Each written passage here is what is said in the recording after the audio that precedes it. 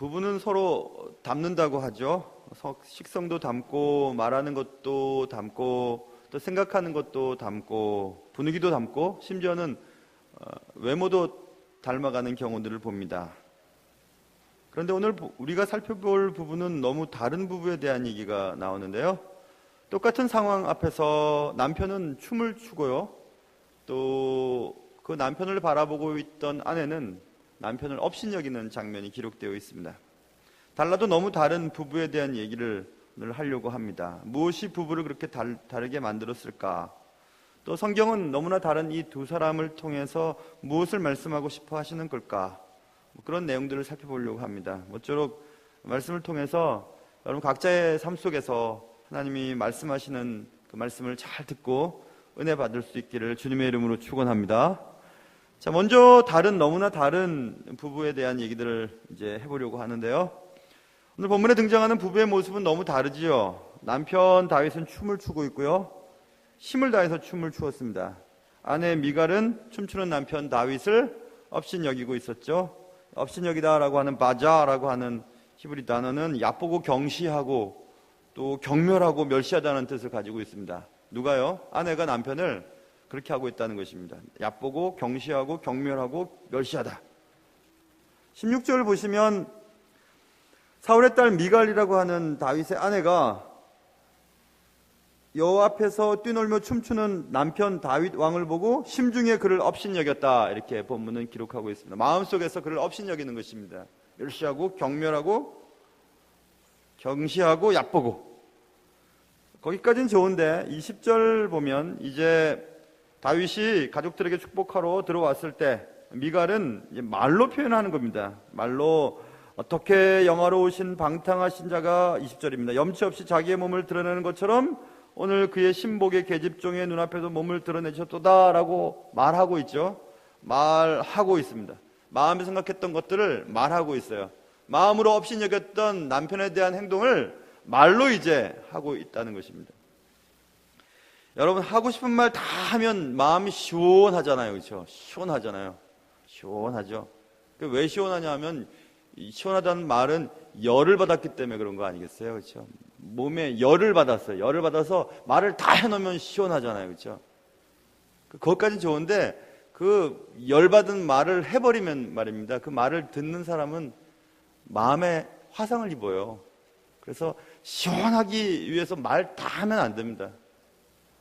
특별히 말 잘하시는 분들 나는 괜찮으니까 하고 말을 다 해버리면, 열받았으니까 말을 다 해버리면 열을 빼내는 말은 좋지만 그 열을 받는 말을 듣는 사람은 마음에 깊은 화상을 입어요. 계속 아파요. 계속 아파요. 근데 지금 이 여인은 이 남편을 향해서 시원할 정도로 말을 다 해버립니다. 마음에 업신여겼던 것을 말로 다 표현해버렸죠. 거기서부터 이제 이 부부가 문제가 일어나는 것입니다. 오늘 본문은 분명해요. 춤추는 자 다윗과 업신여기는 자 미갈을 대조하여 설명하고 있죠. 다윗이 힘을 다해 춤을 춘 것은 기분이 좋았기 때문에 그랬습니다. 석 달 전에 하나님의 법궤를 다윗성으로 운반할 때 하나님이 원하시지 않는 방법을 사용했죠. 빨리 신속하게 움직이기 위해 수레를 만들고 소가 끄는 수레에 실어서 움직이다가 우사가 죽는 사건이 벌어졌고요. 3달이 지난 후에 이제 정상적인 방법으로 레위 지파의 어깨에 법궤를 메고 운반을 했습니다. 그래서 이제 자신의 집으로 다윗 성으로 들어오는 것을 보고 다윗이 너무 기뻤던 거예요. 그동안 한 석 달 동안 백성들에게 얼마나 조롱을 당했겠어요. 야, 무슨 다윗이 저렇게 했을까? 괜한 사람 죽였네. 이제 오늘 다윗은 드디어 하나님의 궤를 제대로 운반하고 있는 겁니다. 그래서 다윗은 기분이 굉장히 좋았어요. 다윗을 그토록 기분이 들뜨게 만들었던 것은 단지 법궤가 자신의 집으로, 자신의 성으로 들어왔다는 것 때문에 그런 것이 아니고, 그동안 석 달 동안 하나님과의 관계가 좋지 않았는데 단절되었던 하나님의 관계가 회복된 것이 기분이 좋았던 거겠죠. 그렇죠? 드디어 이제 하나님이 나를 인정하시는구나, 내가 하나님의 은혜 가운데 정상적인 삶을 살게 되었구나 라고 하는 것이 때문에 기분이 좋았던 것입니다. 그렇게 기분이 좋았어요. 여러분, 믿는 사람들에게 있어서 이런 하나님과의 관계가 단절된 상태를 느낄 때 얼마나 괴로운지 여러분 경험해 보셨죠? 뭘 기도를 해도 안 되고 하나님 날 버리신 것 같고 아무튼 마음에 불편해요. 이상해요. 아무튼 그런 단절된 것이 회복되었어요. 지금. 그래서 다윗이 너무 기쁜 겁니다. 다윗은 춤을 추었죠. 본문에 보면 힘을 다하여 춤을 추었다고 말하고 있습니다. 힘을 다했어요. 근데 얼마나 열심히 춤을 추었던지 밑이 터진 베옷을 입고 있는 이스라엘 백성들에게 있어서의 이 옷, 춤을 추다 보면 이 터진 베옷 사이로 맨살이 드러났던 것 같아요. 20절에 보면 미갈이 얘기했잖아요. 자기의 몸을 드러내는 것처럼 맨살이 좀 드러난 것 같습니다. 다윗은 정말 온 힘을 다해서 춤을 춘 것이 틀림이 없고 요즘 말로 표현한다면 너무 춤을 추다 보니까 바지가 흘러내린지도 모르고 지금 춤을 추고 있는 것입니다. 반면 아내 미갈은 춤추는 남편을 보고 업신여겼다고 말했죠. 마음으로 업신여기고 말로 업신여기고 있습니다. 미갈은 어릴 때부터 공주로 자랐으니까 왕족의 채통을 지키는 것이 몸에 밴 사람이었겠죠. 어린아이와 같이 다윗이 행동하는 것이 이해가 되지 않았을 것입니다. 못마땅했겠죠. 여기서 저는 춤추는 여인에 대한 이 본문 말씀, 춤추는 다윗에 대한 본문 말씀을 읽으면서 아주 오래전에 이스라엘 백성들이 출애굽하고 홍해바다를 건너서 미리암을 주축을 해서 여인들이 막 소고를 가지고 나와서 춤을 추는 장면이 생각이 났습니다. 정상적이죠. 좋은 날에는 여인들이 춤을 추고요. 남자들은 기뻐하고 그게 정상적인데 지금 오늘 본문에는 다윗은 남자는 춤을 추고 있고 여자는 미갈은 춤추는 남편을 업신여기고 있다 이렇게 말하고 있습니다. 자연스럽지 않죠. 어찌됐든 다윗은 춤을 추고 다윗의 아내 미갈은 춤추는 남편 다윗을 업신여기고 있습니다. 성경은 이처럼 달라도 너무 다른 두 사람의 모습을 보여주면서 우리에게 무엇을 말씀하고 싶어 하시는 것일까? 여러분, 이 두 사람이 이렇게 다른 반응을 보이는 것이 무엇 때문이었을까요? 성격 차이였을까요? 아니면 우리가 흔히들 얘기하는 혈액형 차이였을까요? 제 막내 아이가 A, B형이거든요. 제가 A형이고 제 집사람이 B형이에요.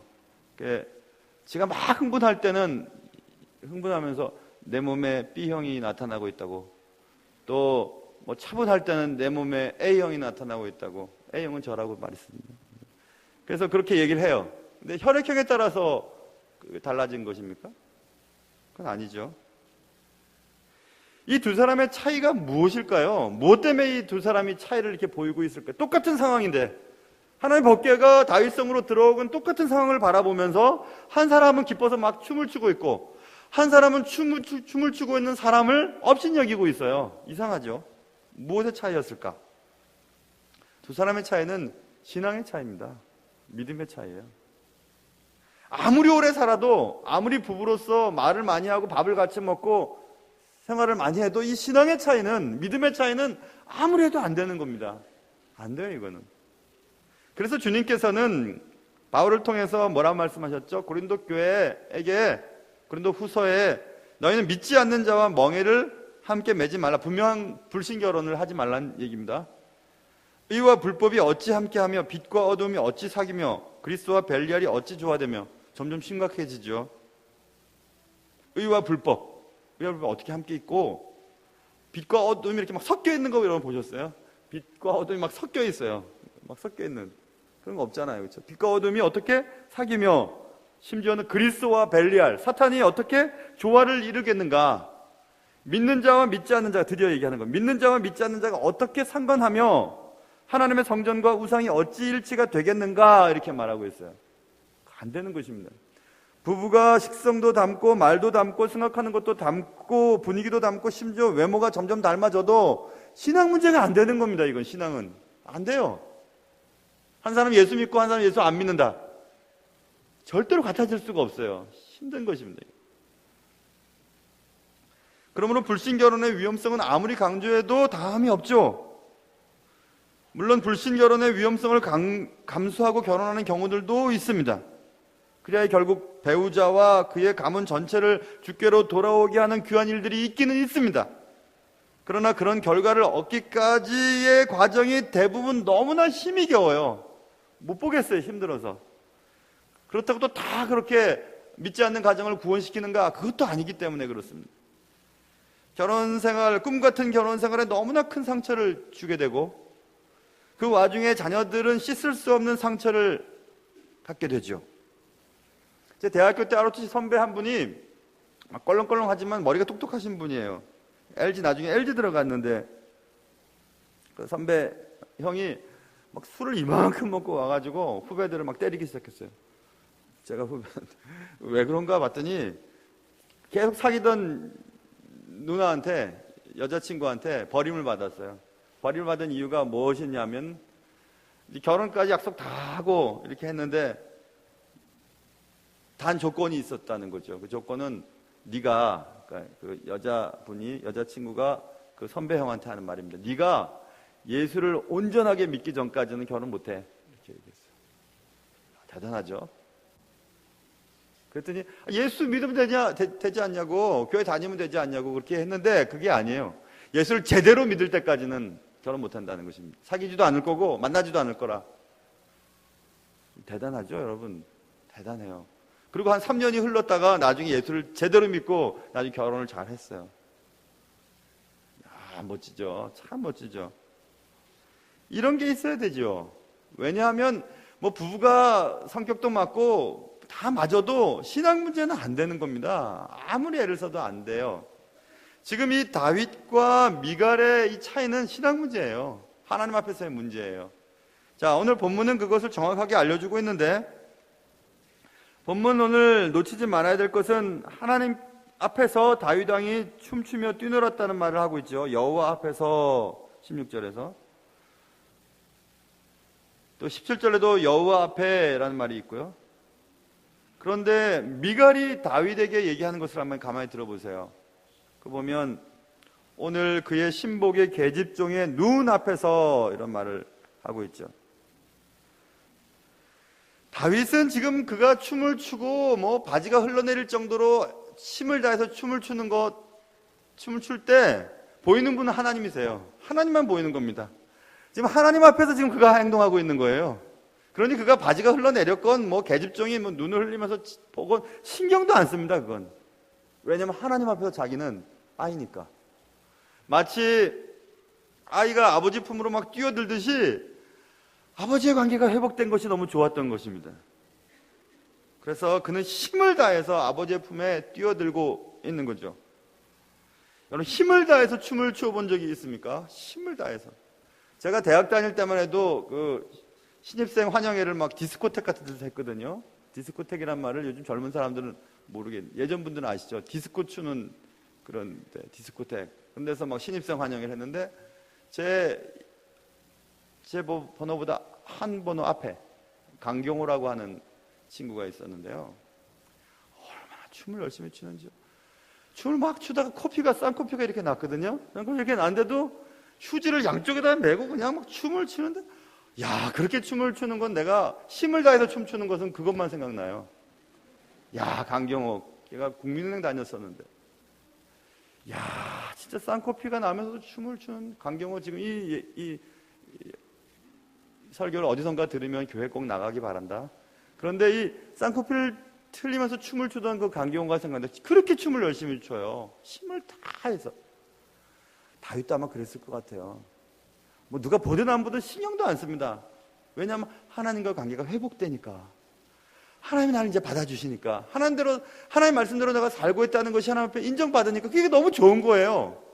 그냥 힘을 다해서 추는 거죠. 찬송가에도 그런 가사가 있잖아요. 세상과 나는 간 곳 없고 구속한 주만 보이도다. 이 찬양 있잖아요. 그렇죠? 그게 딱 그런 거 아닙니까? 하나님 앞에서만 내가 제대로 살면 되는 거니까 세상 그리고 나 신경 쓰지도 않습니다. 하나님 앞에서의 나. 하나님 앞에서의 나. 하나님 나를 뭐라 보실까? 하나님 나를 어떻게 여기실까? 그거에 대해만 관심이 있는 거죠.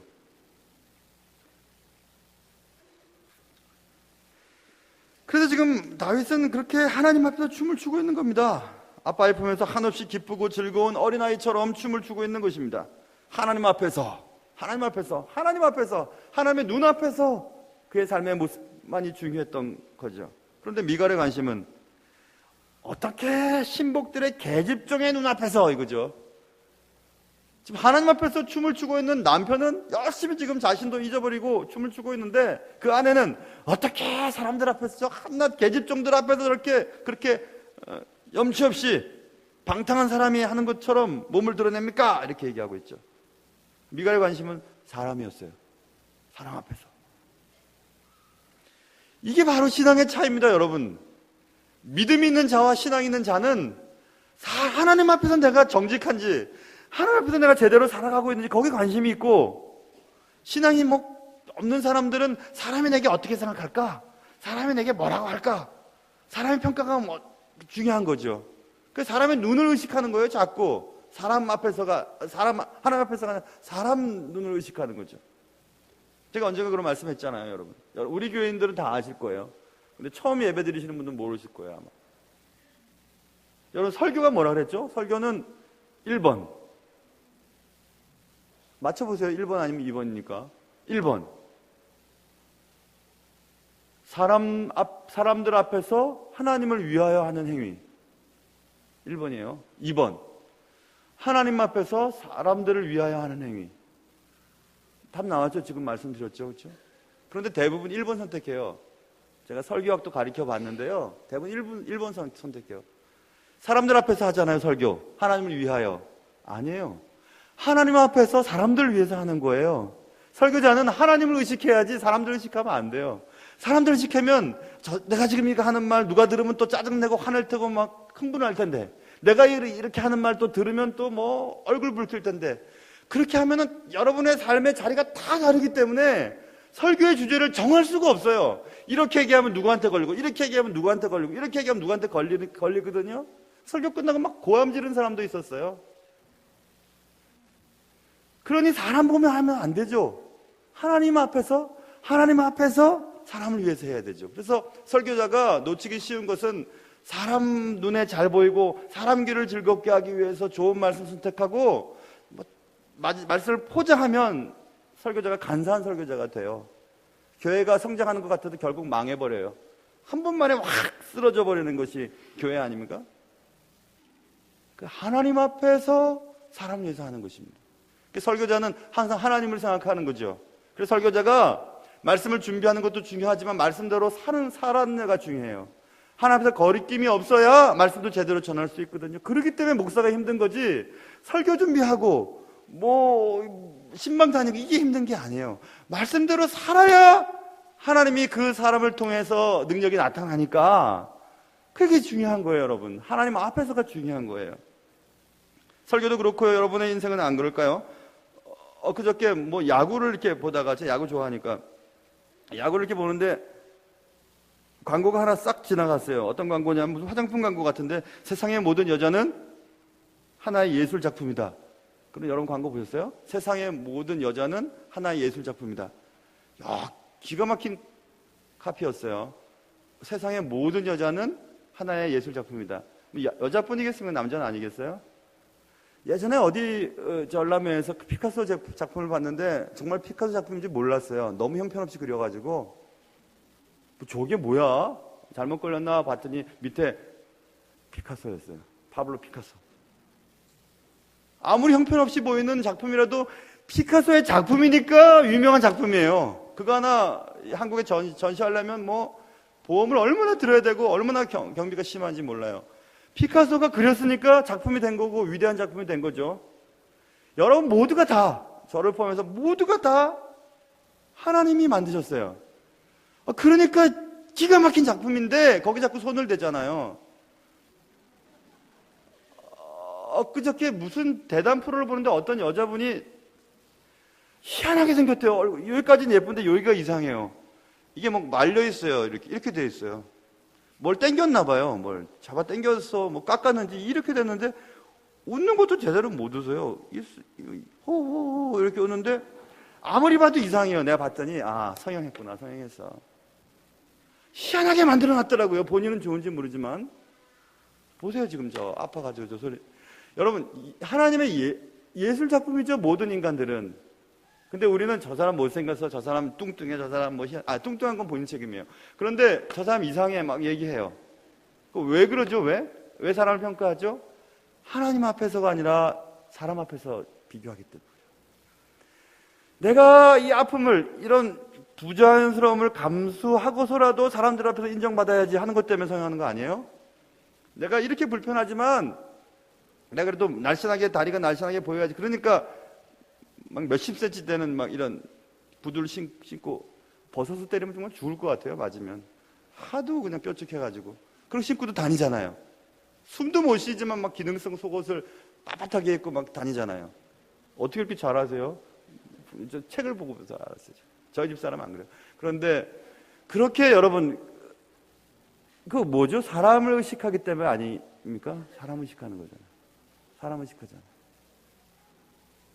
학벌도 그렇고 뭘 하고 있느냐, 그게 중요하잖아요. 여러분, 저도 마찬가지고. 왜 그래요? 왜 그렇죠? 사람 앞에 우습게 당하지 않으려고. 뭐 돈도 없으면서 차는 왜 좋은 거 몰고 다녀요? 무시당하지 않으려고. 그런 거 아니에요? 사람 앞에서. 진짜 그래요, 여러분. 차 희한한 거 타고 다니면 저쪽에 지난번에 주례하러 갔더니 주례자라고 하는데도 여기 세우지 말래. 저쪽 갖다 세우래요. 주례자인데, 나 주례자인데. 뭐예요, 여러분? 갖고 있는 것으로 판단하잖아요. 그렇죠? 우리의 신앙의 문제는 사람 앞에서 우리의 삶이 결정되는 게 아니고 하나님 앞에서 결정된다는 사실을 분명히 믿을 때 그게 바로 신앙인이에요. 바지가 벗어지면 어떻겠어요? 이 정도야 괜찮아. 하나님을 위해서라면 뭐 배고픈 거 어떻겠어요? 에이, 그 정도? 괜찮아. 하나님을 위해서라면 이 정도 마음 아픈 거 괜찮아. 뭐 상관없어. 그 정도 오해받는 거 괜찮아. 하나님의 교회를 위한 것이라면 괜찮아. 그 정도 말 듣는 거 괜찮아. 그 정도 고생하는 것도 괜찮아. 하나님 보실 텐데. 그런 마음으로 목사도 사역해요.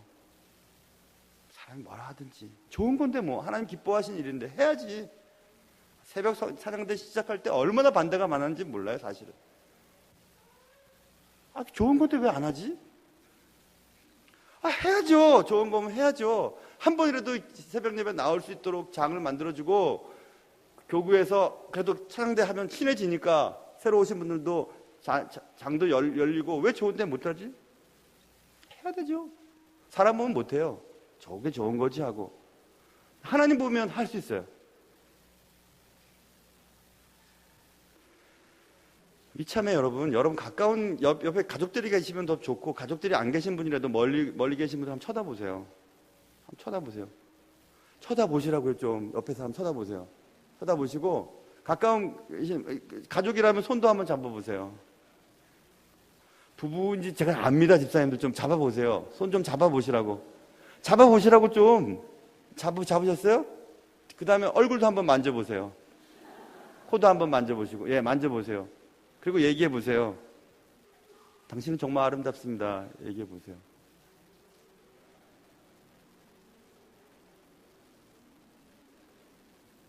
김 집사님 해보세요, 빨리. 당신은 아름답습니다. 해보세요. 아름답습니다 라고 말할 때 정말 아름다워져요. 정말 그래요. 정말 그래요.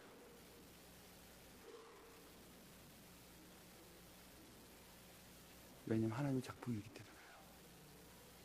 희한하게 보였는데 그게 피카소가 그랬기 때문에 뭐 세계적인 작품이 되는 거죠. 누가 그렸는가에 따라서. 여러분들 하나님 만드셨다니까 제발 좀 손대지 마세요. 제발.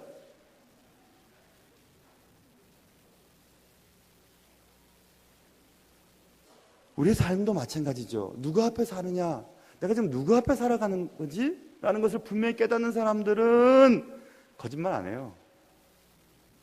다른 사람 아프게 안 해요. 하나님 다 보고 계시는데. 어떻게 그렇게 할 수 있어요? 하나님 다 보고 계시는데. 하나님 지금 다 보고 계시는데 지금. 근데 사람 앞에서 어떻게 하려고 하니까 자꾸 거짓말 치고 자꾸 딴짓하고 여기서 다르고 저기서 다르고 생활하는 거 아니겠습니까? 그러니까 예수를 믿는데 예수 믿는 사람답지 않게 산다는 말이 나오는 거예요. 세상에서 저 사람이 예수를 믿는지 안 믿는지 모르겠다는 거예요. 그런 말이 나오는 거죠. 왜 그렇죠? 사람이 중요해요. 하나님이 중요한 게 아니라. 하나님 앞에서의 삶이 중요한 게 아니라 사람 앞에서 보이는 것이 중요해요. 그게 다윗과 미가를 차이짓게 하는 결정적인 거예요. 그것 때문에 이렇게 된 거예요. 미갈이 뭐 다윗이 부인들이 많으니까 예전 같지 않아서 나에게 돌아오지 않고 뭐 들어오지 않고 그래서 짜증나고 뭐 그런 것도 아니에요. 성격이 뭐 B형이기 때문도 아니에요. AB형이기 때문도 아니에요.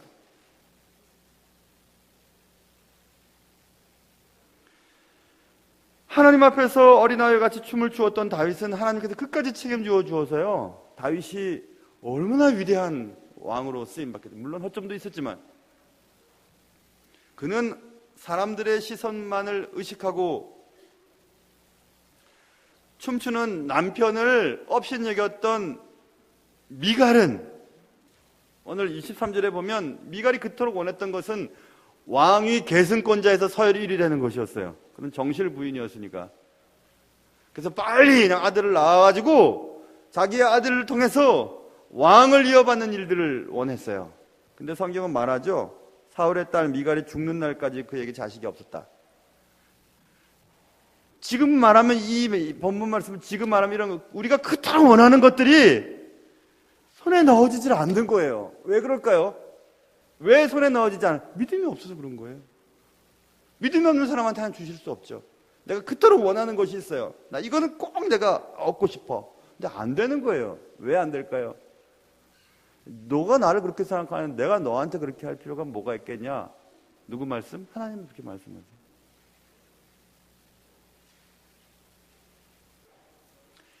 물론 미갈이 이렇게 막 해대고 자기 시원할지 모르지만 다윗의 마음에 막 화상을 입히는 이런 말들을 막 쏟아놓고, 그러니까 다윗이 기분 나빠서 너만 뭐 부인이냐? 다른 부인들하고 지내고 미갈과 그동안 한 방을 쓰지 않았다고 학자들이 얘기하는 것도 있고, 정말 그것도 모든 게 다 하나님의 벌 가운데 하나 아니겠습니까? 부부관계를 벌어지게 만드는 거, 그렇죠? 그래서 미갈은 그렇게 원하던 것을 얻지 못하는 일들이 있었죠. 여러분, 우리가 하나님 앞에서의 태도가 그냥 그 순간에 끝나는 게 아니에요. 우리의 삶의 마지막까지를 결정해줘요, 하나님 앞에서의 태도가. 미갈이 지금 이렇게 하나님 앞에서 춤추는 남편 다윗을 이렇게 막 업신여기고 경멸하고 무시하고 막 이렇게 하니까 하나님 그거 보셨다가 미갈이 그렇게 원하는 것 안 들어주십니다. 평생 그렇게 살게 하셨습니다. 우리가 하나님의 앞에서의 삶의 모습이 중요한데, 사람 앞에서의 삶의 모습을 얼마나 우리가 중요하게 생각하는지 여러분 잘 알잖아요. 주께서 마태복음 6장에서 우리가 사람 앞에서 잘 보이려고 하는 세 가지 중요한 것들 얘기하세요. 첫째, 의를 드러내는 것, 의로운 행동을 하는 것. 하나님 말씀하시죠, 예수님께서 사람에게 보이려고 의를 행하지 말아라. 사람에게 보이려고 의를 행하면 상이 없다, 이렇게 얘기했어요. 또 구제할 때에 막 회당에서 큰 거리 어귀에서 나 구제한다 하고 이렇게 보이면서 하지 말아라. 구제를 하려면 오른손이 할 때 왼손도 모르게, 자기 자신도 모르게, 자기 자신도 의식하지 않은 채 그렇게 구제해라, 은밀하게. 너 기도할 때 막 손을 들고 시장 어귀에서 막 나 하나님 하면서 이렇게 기도하지, 그렇게 하지 말아라. 기도하려면 골방 가서 해라, 이렇게 얘기하셨어요. 뭐예요, 여러분? 사람에게 보이려고 하지 말라는 거예요. 구제하는 것도, 의를 행하는 것도, 기도하는 것도 사람이 중요한 것이 아니라 하나님 다 보고 계시다는 거예요. 다 알고 계시다는 거예요. 그러니까 은밀하게 골방에서 사람에게 보이게 하지 말고 하나님 앞에서 하라는 것입니다. 제가 어떤 책을 읽는데 그런 얘기가 나왔어요. 이것과 연결되는 얘기더라고요. 이거겠구나. 여러분, 선한 사마리아의 비유가 있잖아요. 어떤 사람이 이게 급한 일로 사업차 내려가다가 여리고로 내려가는 길에 보니까 강도 만난 사람이 죽어가고 있었어요. 근데 성경은 말하죠, 레위인이 지나갔는데 그냥 지나갔다, 제사장이. 그 다음에 레위인도 지나가 버려요. 만약 여러분, 그 강도 만난 사람이 예루살렘 장터 한복판에서 그렇게 쓰러져 가고 있다고 생각해보세요. 그럼 제사장이, 레위인이 막 가가지고 막 살리고 막 그냥 막 치료하고 막 그랬을걸요. 왜? 사람들 앞에 보이려고. 외딴 골짜기에서 여리고로 내려가는 골짜기, 아무도 보지 않는 곳에서 그렇게 죽어가고 있으니까 얽히기 싫은 겁니다. 저 사람 고쳐주었다가 돈이 더 들면 어떻게 되지? 그리고 저 사람 만졌다가 내 정결 이 상행에 대해서 내가 이 거룩한 일을 하지 못하게 하면 어떻게 되지? 여러분, 제가 예전에 그랬습니다. 예전에, 지금도 뭐 젊지만 예전 더 젊었을 때 목회, 하나님이 나를 부르신 것이 너무 감사해서 정말 목회 전념을 했어요. 전념을 하면서 아이들 졸업식도 못 갔어요. 졸업식이 뭐예요? 뭐 밥도 제대로 안 먹었어요. 말 그대로 미친 듯이 그냥 사역을 했었어요. 근데 건강이 안 좋아지고 또 하나님께서 제게 말씀하셨어요. 야, 네 안에 행복하게 해주고 네 자녀 눈물 나지 않게 해라. 그 말이 좀 맞았어요. 가정을 돌보지 않고 교회를 한다는 거 다 거짓말입니다, 여러분. 남자로서 가정의 책임, 바깥에 나가서 일하고 또 아내를 먹여 살리고 자녀들 뒷바라지 하는 거 잘하지 못하고 교회를 열심히 한다는 거 거짓말이에요. 목회자도 마찬가지예요. 가정 돌보지 않고 또 개인의 삶이 뭐 지저분한데 교회 나와서 거룩한 척 말씀 전하는 거 다 거짓말입니다. 가짜예요. 사람 앞에서 보는 거기 때문에 거짓말이에요. 제가 그래서 담임 목사 되고 두 번째 이제 담임 사역지잖아요. 이곳이. 그 전에 이제 제가 다짐했어요. 내가 안 해도 할 수 있는 일은 목사 이 직분 누가 해도 할 수 있어요. 우리 같이 좋은 교회는 누가 와도 잘할 수 있어요. 그러나 제가 남편으로서 또 아버지로서 해야 할 일은 저만 할 수 있어요. 저는 가정이나 또 자녀나 아내나 이런 것들과 목회 현장이 부딪히면 저 가정 먼저 선택해요. 가정이 편안해야 교회도 잘할 수 있으니까. 여러분도 그렇게 생각하셔야 돼요. 가정이 엉망진창이면 교회 생활 잘 못해요. 신앙생활 잘 안 돼요. 더 크게 얘기해서 교회 생활이 엉망이면 직장 생활 잘 안 돼요. 힘든 거예요, 여러분.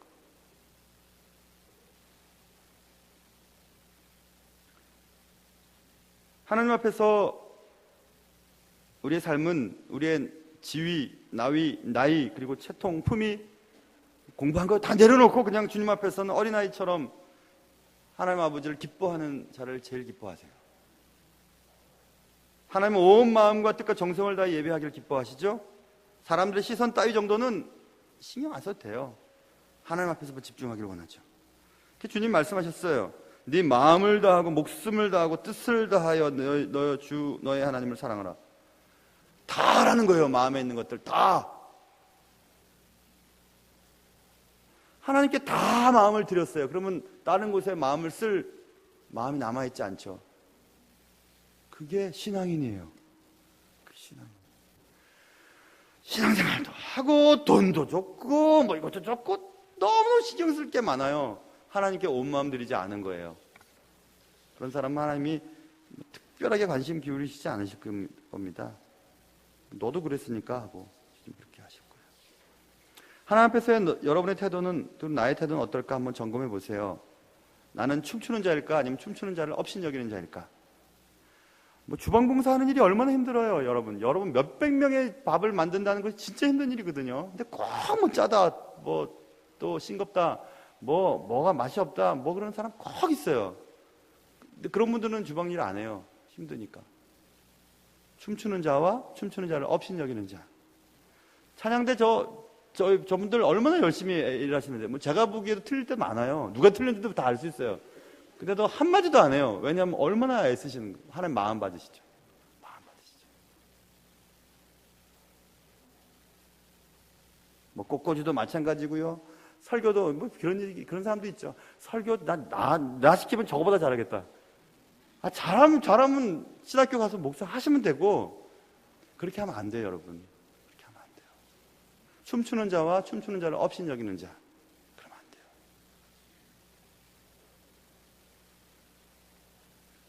마태복음 11장에서 주님께 너무 답답하셔서 이렇게 얘기해서 이 세대를 무엇으로 비유할까? 장터에 앉아서 제 동물을 불러 이르되 우리가 너희를 향하여 피리를 막 불면 춤을 춰야 돼요. 게임이었거든요, 당대. 게임이었는데 피리를 불면 춤을 춰야 돼요. 만약에 숨바꼭질 하면은 숨어야 되고, 당연한 거잖아요. 그리고 슬피 울어도 가슴을 치지 않아. 슬피 울 땐 가슴을 쳐야 되죠, 그죠?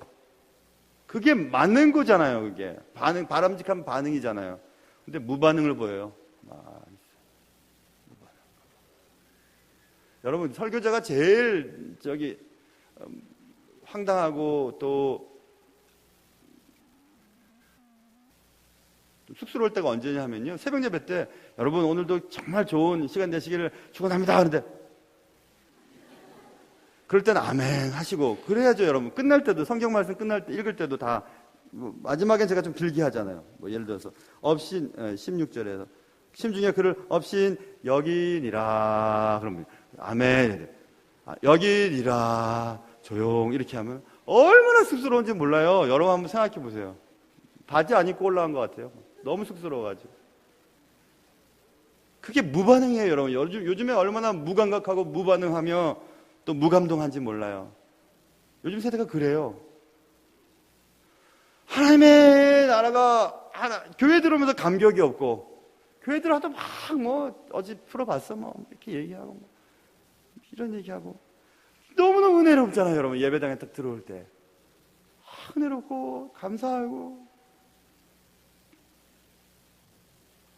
통좀 지키십시오. 무슨 손을 들고 찬양을 하고 어린아이들 같이 뛰어놀고 그러십니까? 하나님 앞에서 어린아이 아닌 사람이 누가 있습니까? 하나님 앞에서 하나님 앞에 뛰놀지 않을 사람 누가 있겠어요? 주님 말씀하세요. 여호와의 말씀에 너희는 이제라도 금식하며 울고 애통하고 마음을 다하여 내게로 돌아오라 하셨나니 너희는 여호와를 만날 만한 때에 찾으라 가까이 계실 때에 그를 부르라 이렇게 말씀했어요. 100년도 못 사는 우리 인생 이 땅에 살면서 주님 믿으려면 제대로 믿고 믿으려면 정말 열정적으로 믿고 사랑을 하려면 좀 뜨겁게 하는 것처럼 말입니다. 주님 사랑하려면 그렇게 사랑해야 되지 않겠습니까? 하나님 앞에서의 다른 너무나 다른 이 두 사람의 태도가 하나님 앞에서 다른 너무나 다른 인생을 맞이하게 되고 다르고 너무나 다른 결과를 맞이하게 돼요. 그렇다면 여러분은 또 저는 어떻게 살고 계시는지 한번 마음속에서 한번 점검해 보시고 예배를 드리든 기도를 하든 무엇을 하든지 여러분의 삶을 살아갈 때에 온 마음을 다하여 무슨 일을 하든지 하나님께 하듯 최선을 다하면서 정성을 다하여 열심히 살아가는 그런 은혜가 여러분과 저의 삶 속에 있기를 주님의 이름으로 축원합니다. 하나님 아버지, 사람들 눈에 잘 보이고 사람들이 나를 어찌 생각할까에 대해 관심을 기울이며 하나님이 나를 어떻게 생각하실 거에 대해서는 아무 관심도 없으며 마치 무반응을 보이고 무감동하며 무감각하게 살아가고 있는 우리를 불쌍히 여겨주시고 이제라도 주께 회개하고 돌아와 주님을 찾고 주님을 만나며 그를 부를 수 있도록 도와주옵소서. 예수님의 이름으로 기도합니다.